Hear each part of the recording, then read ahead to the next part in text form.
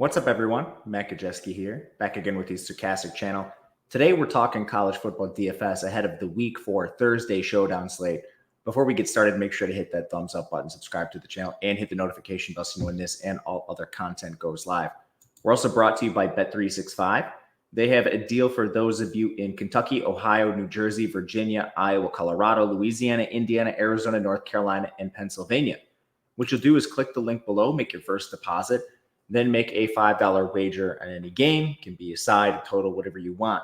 Whether it wins or loses, you are going to get $200 in the form of bet credits. You must be 21 or older to play, 18 in Kentucky. If you or someone you know has a gambling problem, please call or text 1-800-GAMBLER.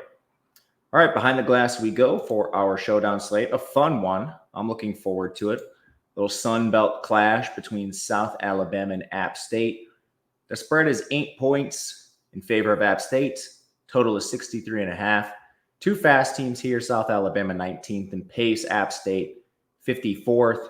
Both teams right around that 59% mark in terms of pass rate too. So expecting a lot of explosiveness in this game. We'll start on the South Alabama side where we have Gio Lopez at quarterback. Last time we saw him, they were beating the brakes off maybe the worst FCS team, Northwestern State. On their way to 87 points, they allowed 10.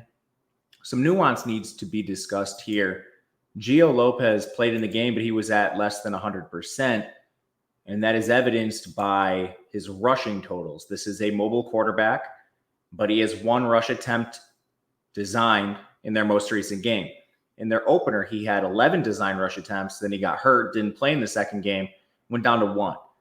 This is a big unknown on the slate. We just don't know how healthy Gio Lopez is. He entered that Northwestern State game as a true game time decision. Hopefully another week away from the injury will help him here.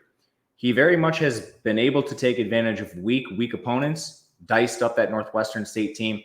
Other than that, they've played North Texas, who's out 6 players in their secondary, a lot of them from pre-season suspension. And then they lost to Ohio 27-20. This is by far the toughest opponent they faced all year. And Gio Lopez had some questionable passing efficiency metrics heading into the season. So I do have some questions with Gio Lopez. If I knew he could run, I would have a lot more interest. But we'll get to Joey Aguilar. I'd rather play him straight up 1-for-1 on both FanDuel and DraftKings. In the backfield, a lot of places misprojected the South Alabama backfield last week against Northwestern State. And yeah, it was tricky. You needed to know which one of them was going to blow up efficiency-wise, but everyone just assumed Braylon McReynolds was going to be the RB1, despite firmly being parked in a timeshare every week this season. You can see it right here. 8 carries in week 1. Bullock had 5. Bothwell had 6. And the real problem with projecting Braylon McReynolds for a big workload is that he's not the pass-catching back. Kentrell Bullock has a 47% route share. That's been very consistent week to week. So at best, you were getting a 2-down grinder praying that he was going to see the lead back workload, which he just flat out didn't. It's a 3-way committee, and Braylon McReynolds does not have the pass down work. So we have the best projections in the industry. This is one example of that. We had the backfield projected correctly as a 3-way timeshare, which it remains. You should have more interest in McReynolds this week just because of his price tag. He's at $3,800 on DraftKings. On FanDuel, you should have a lot of interest in Kentrell Bullock, who, again, is the clear pass-down back. They're projected to be 8-point underdogs in this game, and he will play far more on pass-downs than anyone else. This is a tough situation to parse. Luckily, they're all cheap on DraftKings. On FanDuel, I don't have a ton of interest in Fluff Bothwell. He definitely has benefited from those soft matchups. I think I would rather go down and play the pass-catching back in Bullock over there.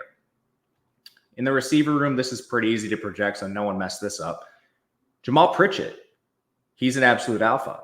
He's relatively expensive on both sites. I honestly still think he's a pretty good value on both. Target shares up at 29.5%, averaging 95 yards per game. Participates in every single route when games are close. There's really nothing to be seen here with Jamal Pritchett. He's a good play on both sides. Whether he's the stud you want to get to, that's another question. I would prefer to prioritize him over some of the quarterback play, but that's just me right now. He's going to come in with a very good projection. The wide receiver 2 is Shamar Sandgren, very cheap on FanDuel especially. 16% target share for him, only 27 yards per game. but he is a pretty good route share, and it doesn't look like he's going to come off the field anytime soon. I've been a little surprised by some of the routes for this team. Like Boisine hasn't played as much as I initially thought, but it hasn't mattered. You still have Sandgren 80, 74, and 60% of the routes. Boisine, the guy we just mentioned, he's been at 61, 85, and 50. So he just slightly trails Sandgren in terms of routes. I think you could just go to him. He's been more efficient. And if I were to make a prediction moving forward, I do think his routes rise at the expense of Sandgren, potentially. But we just don't know that yet. Jeremiah Webb, a guy who was overprojected in the industry, his routes have been at 39%, 18%, and 35%. He's a part-time player. Nothing but a deep GPP dart throw. And he's a very bad play on FanDuel where the floor is much higher than on DraftKings. Still trying to shake this cough. DJ Thomas Jones is very affordable on DraftKings, where I would definitely prefer to play him. His route share is at 61%. That's been pretty consistent. So he would be the cheap player I look to if you're going way down here on DraftKings. Not much interest in anyone else. Javon Ivory, he's been another player who has basically lost his role to Sandgren. It's been tough to see, but he's not playing at all. All these tight ends are rotating. Not much interest.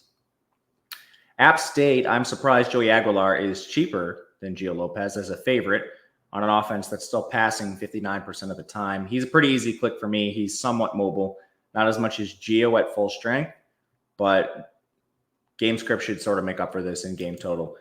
App State's played a much different schedule than South Alabama. They beat East Tennessee State. They got crushed by Clemson, and then they played a barn burner against East Carolina. That was a gross game. Anyway, Aguilar should be pretty safe. He's averaging 41 attempts per game. Man. In the backfield, we may have seen a changing of the guard for App State. Anderson Castle outcarried Kanye Roberts 17-5, and it's just a pure efficiency play. Castle's been far more efficient than Kanye Roberts on a similar workload, so I do think this is somewhat sticky. You do have to know this is going to be a backfield by committee. You will see Amani Marshall, and you probably will see Mikael Haywood for a carry or two, depending on how close the game is. He had 7 carries in the first 2 games before failing to see an opportunity against East Carolina. But he'll be out there occasionally. So you're definitely not getting lead back work. But right now, the only player to log a double-digit carry game is Anderson Castle. That was in their most recent contest. He's 5K on DraftKings. That's where I prefer to play him. On FanDuel, I'll still gamble on some Kanye Roberts because the price difference between them is very, very wide. Kanye Roberts is actually the cheapest over there. And I scoured pretty hard to see if there was an injury. I don't believe there was. Keep your eyes up. You always should keep your eyes up in college football DFS. But right now, it looks like Anderson Castle may have moved ahead of Kanye Roberts. Receiver room is pretty clear here. If you just made me pick 1-for-1 between Pritchett and Caden Robinson, I would take Caden Robinson. They have the same amount of targets. They're averaging the same amount of targets per game. Only 4 yards different in total receiving yards this year. Both of them averaged nearly 100. Both of them participated almost every route.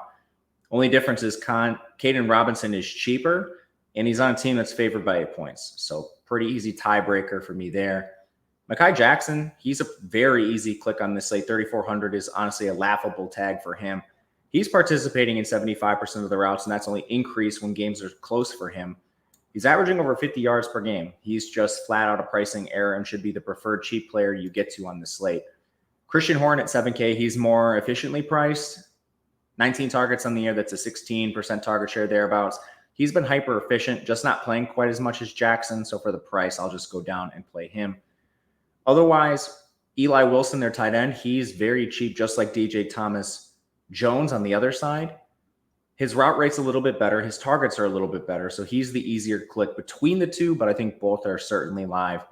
And one last thing with App State, we also saw Anderson Castle handle the pass down role, which is a bit surprising. Again, it's always going to be somewhat of a rotation, but his route rate jumped to 33%. So you see the 25 here, 5 targets for him, up to 33% of the routes. That's something worth mentioning. The last wrinkle is kind of Dalton Stroman. How much does he play? He was inactive week 1, and then his routes have jumped slowly. Last game, he was at 40%, and he saw 6 targets. That was in the hyper-competitive 2-point game against East Carolina. So perhaps that continues to rise. At whose expense is kind of tricky. The player who saw his routes drop the most was Horn, but it was honestly not that much. So I think you kind of just see Stroman lock in, whereas earlier in the year you were seeing some Xavier Short and William Fowles and some of these deeper players. But I think that makes him interesting, but it makes him very hard to project because his role is ascending as he seemingly gets his feet under him. A little bit of nuance to the App State pass game. That'll do it for us. Hopefully that was a good recap of this Thursday night game. If you have any questions, please reach out to me. You can leave a comment. You can reach out to me on Twitter. I'm at Matt_Gajewski. We'll be back tomorrow with the Friday slate. And until then, good luck, everyone. We'll see you next time.